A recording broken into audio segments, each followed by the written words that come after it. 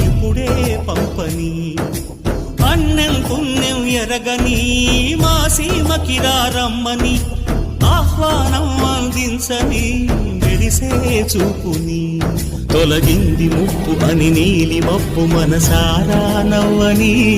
చిరుజల్లు ముంపు మన ముంగిలంత ముత్యాలే చల్లని